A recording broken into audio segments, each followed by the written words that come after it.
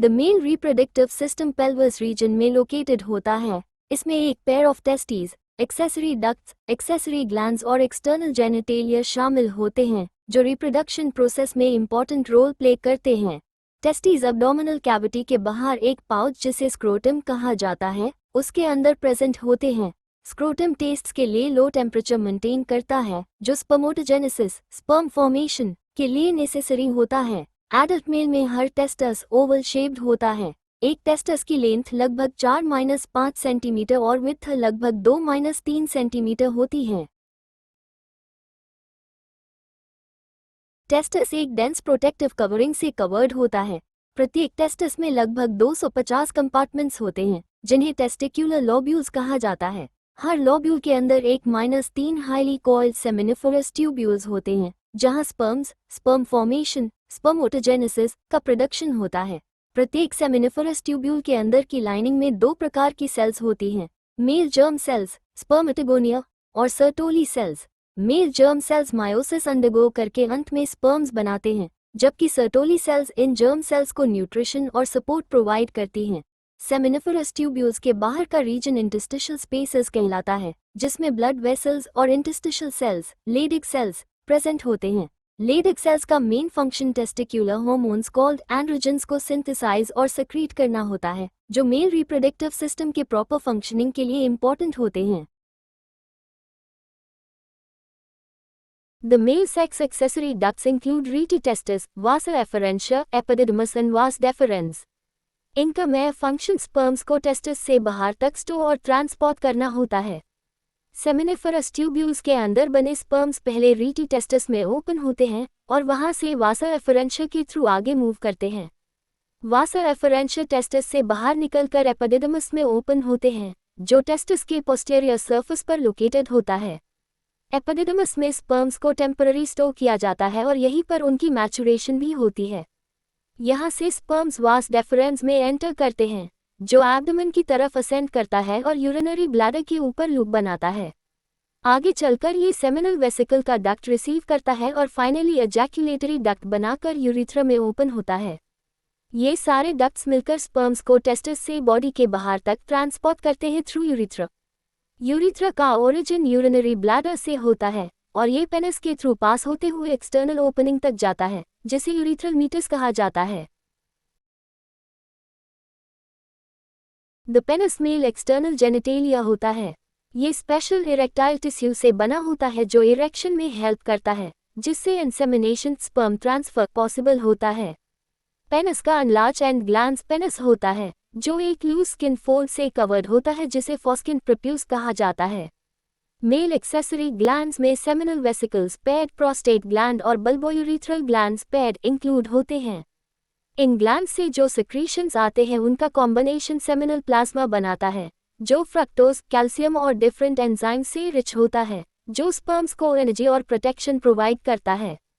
बल्बोयूरिथ्रल glands का secretion penis की lubrication में हेल्प करता है जिससे स्पर्म ट्रांसफर स्मूथ हो जाता है during sexual activity.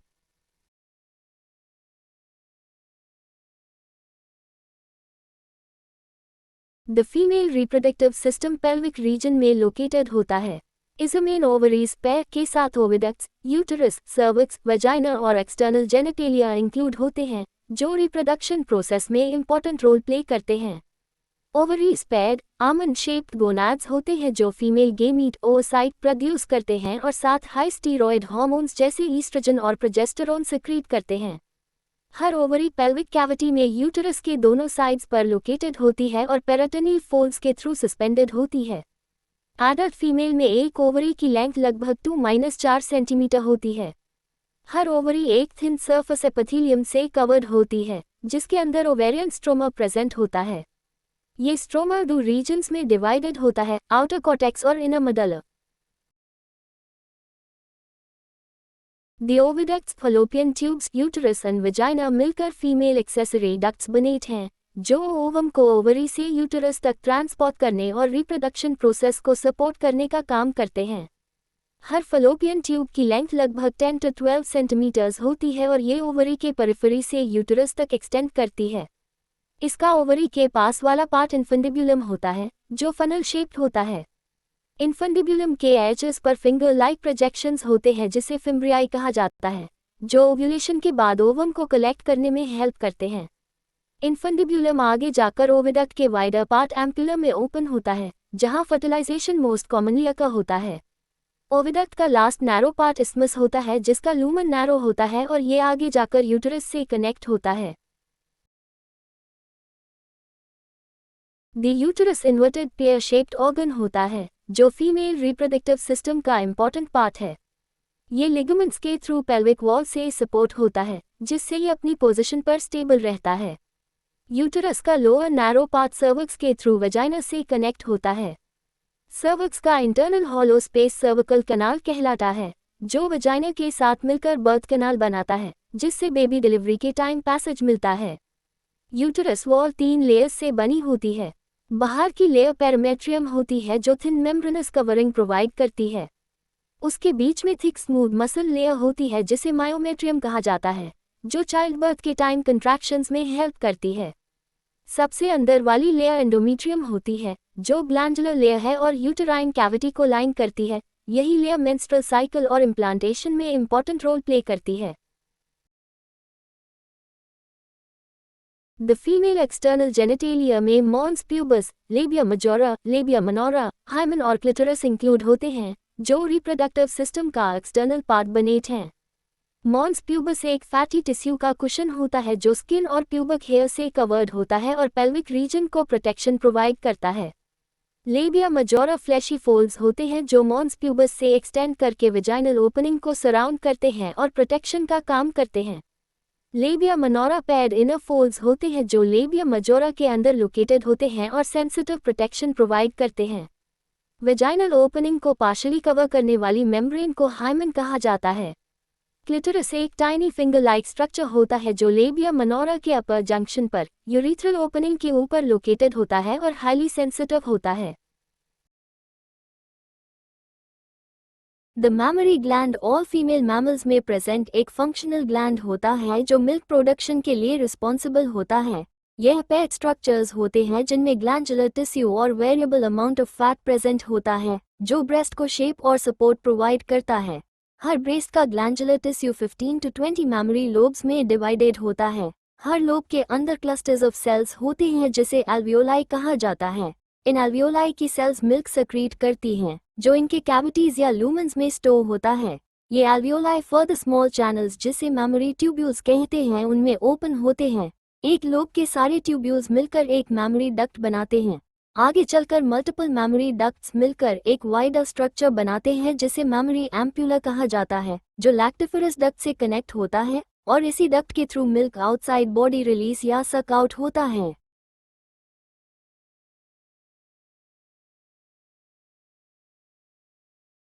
The gametes human reproduction के एसेंशियल बिल्डिंग ब्लॉक्स होते हैं। मेल में स्पर्म सेल्स स्मॉल साइज के और हाईली मोटाइल होते हैं, जो फीमेल रिप्रोडक्टिव ट्रैक के थ्रू रैपिडली स्विम करके ओवम तक पहुंचते हैं। हर स्पर्म अपने अंदर half genetic material haploid chromosome set carry करता है, जो नेक्स्ट जनरेशन बनाने के लिए रिक्वायर्ड होता है। फीमेल का ओवम एग सेल कंपैरेटिवली बहुत लार्जर होता है और इस मेन स्टोर्ड न्यूट्रिएंट्स योक लाइक मटेरियल होते हैं जो early stages of embryo development को सपोर्ट करते हैं। जब एक स्पर्म सक्सेसफुली ओवम के साथ फर्टिलाइजेशन फ्यूजन ऑफ गेमीट्स करता है, तब दोनों का जेनेटिक मटेरियल कंबाइन हो जाता है और एक जाइगोट फॉर्म होता है, जो न्यू लाइफ के डेवलपमेंट की स्टार्टिंग पॉइंट होता है। द स्पर्मोटोजेनेसिस टेस्टस के अंदर होती है, जिसमें इमेच्योर मेल जर्म सेल्स से स्पर्म्स स्पर्मेटोजोआ का फॉर्मेशन होता है। यह प्रोसेस प्यूबर्टी के बाद स्टार्ट होता है और कंटिन्यूअस होता रहता है। स्पर्मेटोगोनिया जो सेमिनिफरस ट्यूब्यूल्स की इनर वॉल पर प्रेजेंट होते हैं, वो माइटोटिक डिवीजन के थ्रू मल्टीप्लाई करके अपनी नंबर इंक्रीज करते हैं। हर स्पर्मेटोगोनियम डिप्लॉयड 2n होता है और इसमें 46 क्रोमोसोम्स होते हैं। इनमें से कुछ स्पर्मेटोगोनिया डिफरेंशिएट होकर प्राइमरी स्पर्मेटोसाइट्स बन जाते हैं, जो पीरियोडिकली मायोसिस अंडरगो करते हैं। एक primary spermatocyte first meiotic division complete करके 2 इक्वल हैप्लॉइड n सेल्स बनाता है जिसे सेकेंडरी स्पर्मेटोसाइट्स कहते हैं, और हर सेल में 23 क्रोमोसोम्स होते हैं। The secondary spermatocyte second meiotic division undergo करते हैं और इस प्रोसेस के बाद 4 इक्वल हैप्लॉइड स्पर्मेटिड्स फॉर्म होते हैं। हर स्पर्मेटिड में 23 क्रोमोसोम्स हैप्लॉइड सेट होते हैं। इन स्पर्मेटिड्स का फर्दर ट्रांसफॉर्मेशन स्पर्मियोजेनेसिस के थ्रू होता है, जिसमें ये मैच्योर स्पर्मेटोजोआ स्पर्म्स में कन्वर्ट हो जाते हैं। इस प्रोसेस के दौरान स्पर्म्स अपना प्रॉपर स्ट्रक्चर डेवलप करते हैं, जैसे हेड, मिडिल पीस और टेल। स्पर्मियोजेनेसिस के बाद स्पर्म्स के हेड्स टेम्पररीली सर्टोली सेल्स में एम्बेड हो जाते हैं। उसके बाद फाइनल स्टेप में इन मैच्योर स्पर्म्स को सेमिनिफरस ट्यूब्यूल्स से रिलीज किया जाता है, जिसे स्पर्मिएशन कहते हैं, जिससे sperms further male reproductive tract में मूव कर सके। द स्पर्मोटोजेनेसिस प्यूबर्टी के एज पर स्टार्ट होती है, जब गोनाडोट्रोपिन रिलीजिंग हार्मोन GnRH का सेक्रीशन सिग्निफिकेंटली इंक्रीज हो जाता है। यह हार्मोन बॉडी के रिप्रोडक्टिव सिस्टम को एक्टिवेट करने का मेन सिग्नल देता है। Increased level of GnRH anterior pituitary gland पर एक्ट करता है और वहां से 2 इंपॉर्टेंट हार्मोन्स रिलीज होते हैं, जिसे गोनेडोट्रोपिन्स कहते हैं, ल्यूटिनाइजिंग हार्मोन LH और follicle stimulating hormone FSH LH। Luteinizing hormone directly Leydig cells पर एक्ट करता है और उन्हें एंड्रोजन्स मेल सेक्स हार्मोन्स की सिंथेसिस और सेक्रीशन के लिए स्टिम्युलेट करता है। यह एंड्रोजन्स फर्दर स्पर्मोटोजेनेसिस को स्टिम्युलेट करते हैं।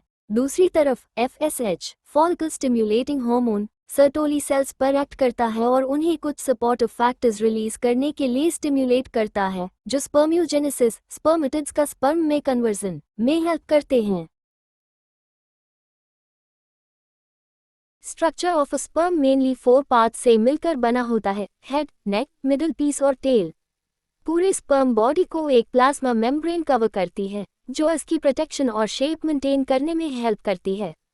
स्पर्म हेड के अंदर एक इलोंगेटेड हैप्लॉइड न्यूक्लियस होता है, जिसमें जेनेटिक मटेरियल 23 क्रोमोसोम्स प्रेजेंट होता है। इस हेड के एंटीरियर पार्ट पर एक कैप लाइक स्ट्रक्चर होता है, जिसे एक्रोसोम कहते हैं। एक्रोसोम एंजाइम से फिल्ड होता है, जो ओवम एग सेल के फर्टिलाइजेशन में हेल्प करते हैं by breaking its outer layers. Sperm का मिडिल पीस एनर्जी प्रोडक्शन का मेन सेंटर होता है, जिसमें न्यूमरस माइटोकॉन्ड्रिया प्रेजेंट होते हैं। ये माइटोकॉन्ड्रिया एनर्जी ATP प्रोड्यूस करते हैं, जो स्पर्म की मूवमेंट के लिए रिक्वायर्ड होती है। ये एनर्जी स्पर्म की मोटिलिटी को सपोर्ट करती है, जो फर्टिलाइजेशन के लिए एसेंशियल होती है। डिओजेनेसिस के अर्ली स्टेज में जर्म सेल्स डिवीजन स्टार्ट करते हैं और मायोसिस के प्रोफेजाई में एंटर करके टेम्पररीली अरेस्ट हो जाते हैं। इन अरेस्टेड सेल्स को प्राइमरी ओवसाइट्स कहा जाता है।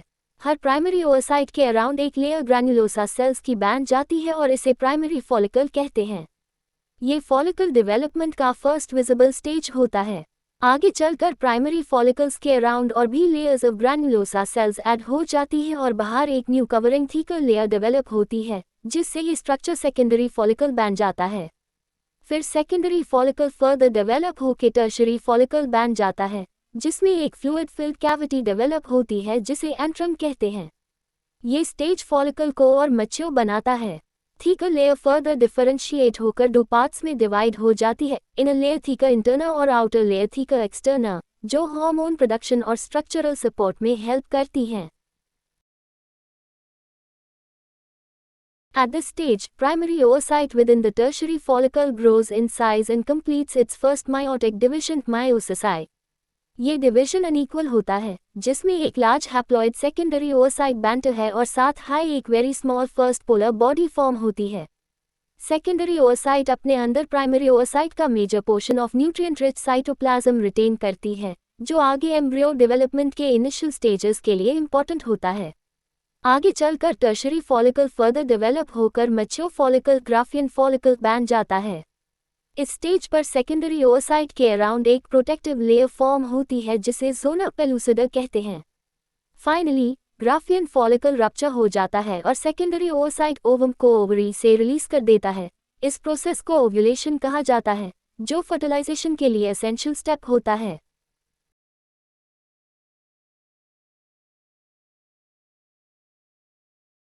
The menstrual phase usually 3 to 5 days तक लास्ट करता है।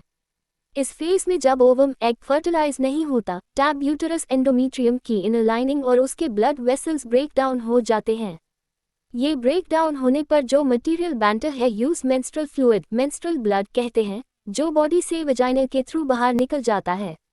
इस प्रोसेस को हाई मेंस्ट्रुएशन कहा जाता है। इस फेज के दौरान हार्मोनल चेंजेस होते हैं, जिसमें प्रोजेस्टेरोन और ईस्ट्रोजन का लेवल ड्रॉप हो जाता है। ये hormone drop high endometrial lining के शेडिंग को ट्रिगर करता है। मेंस्ट्रुअल फेज एक न्यू मेंस्ट्रुअल साइकिल की स्टार्टिंग को मार्क करता है और यूटरस को नेक्स्ट साइकिल के लिए रीजेनरेट होने के लिए प्रिपेयर करता है। अगर मेंस्ट्रुएशन एब्सेंट अमेनोरिया हो तो ये अक्सर प्रेगनेंसी का साइन हो सकता है, लेकिन कभी कभी स्ट्रेस, इलनेस या हार्मोनल इम्बैलेंस की वजह से भी हो सकता है। द फॉलिक्यूलर फेज में ओवरी के अंदर प्राइमरी फॉलिकल्स ग्रेजुअली ग्रो करके मैच्योर ग्राफियन फॉलिकल में डेवलप हो जाते हैं। साथ हाई यूटरस का एंडोमेट्रियम रीजेनरेट होता है थ्रू प्रोलिफरेशन, जिससे वो इम्प्लांटेशन के लिए रेडी हो सके। इस फेज में गोनाडोट्रोपिन्स FSH और LH के लेवल स्लोली इंक्रीज होते हैं, जो फॉलिक्यूलर डेवलपमेंट और ईस्ट्रोजन सिक्रीशन को स्टिमुलेट करते हैं।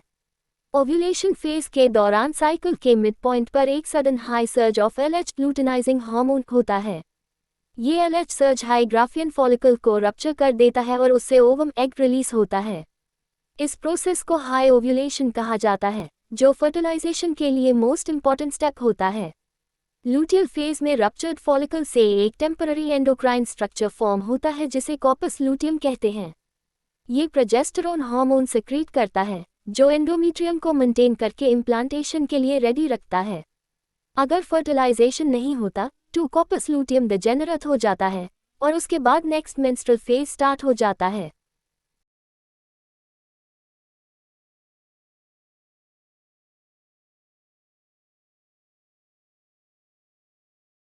द प्रोसेस ऑफ फर्टिलाइजेशन में एक स्पर्म और ओवम एग का फ्यूजन होता है, जिसे फर्टिलाइजेशन कहते हैं।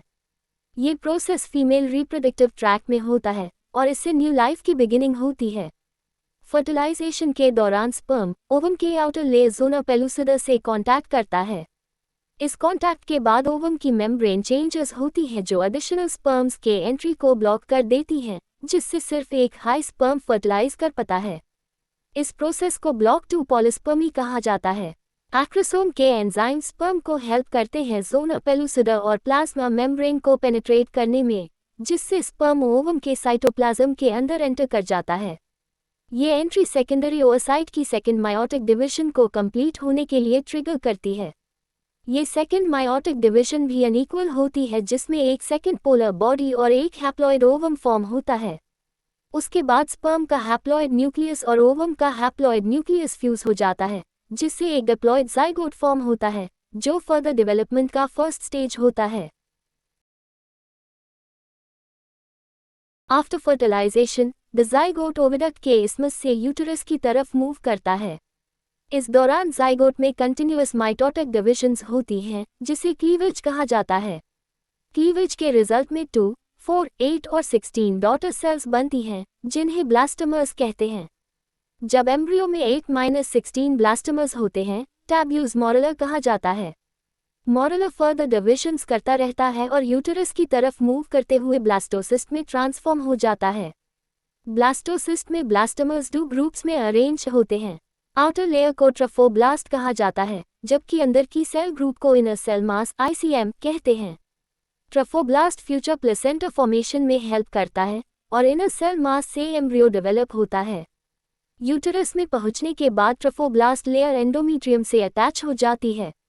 इस अटैचमेंट के बाद यूटराइन सेल्स रैपिडली डिवाइड करते हैं और ब्लास्टोसिस्ट को कवर कर लेते हैं। धीरे धीरे ब्लास्टोसिस्ट यूटरस के एंडोमेट्रियम में कंप्लीटली एम्बेड हो जाता है। इस प्रोसेस को इम्प्लांटेशन कहा जाता है। इम्प्लांटेशन सक्सेसफुल प्रेगनेंसी का बिगिनिंग पॉइंट होता है और इसी के बाद एम्ब्रियो का फर्दर डेवलपमेंट यूटरस के अंदर स्टार्ट होता है।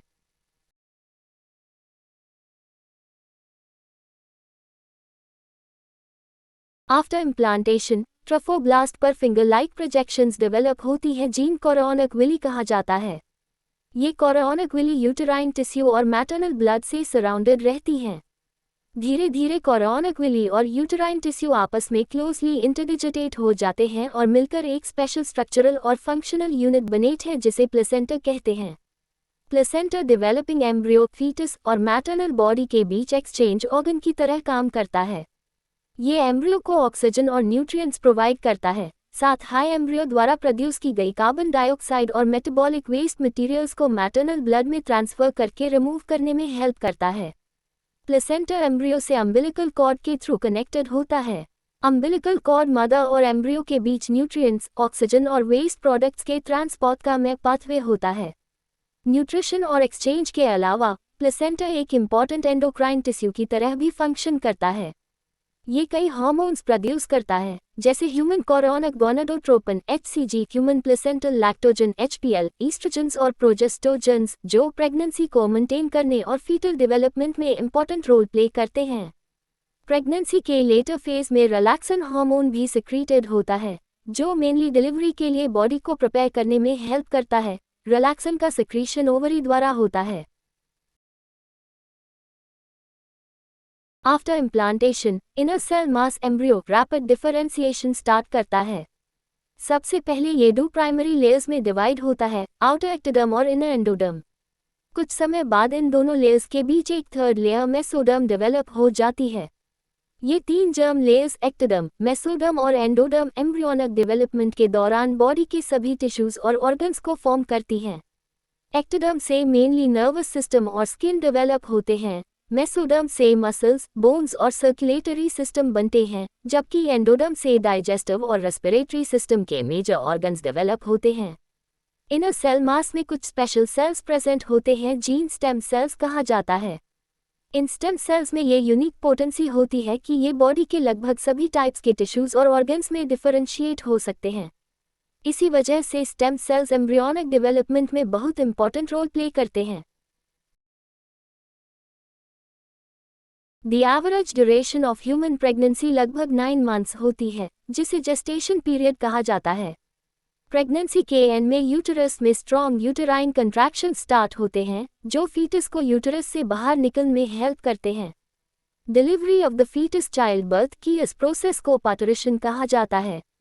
पार्टरिशन एक कॉम्प्लेक्स न्यूरोएंडोक्राइन मैकेनिज्म के द्वारा इंड्यूस होती है।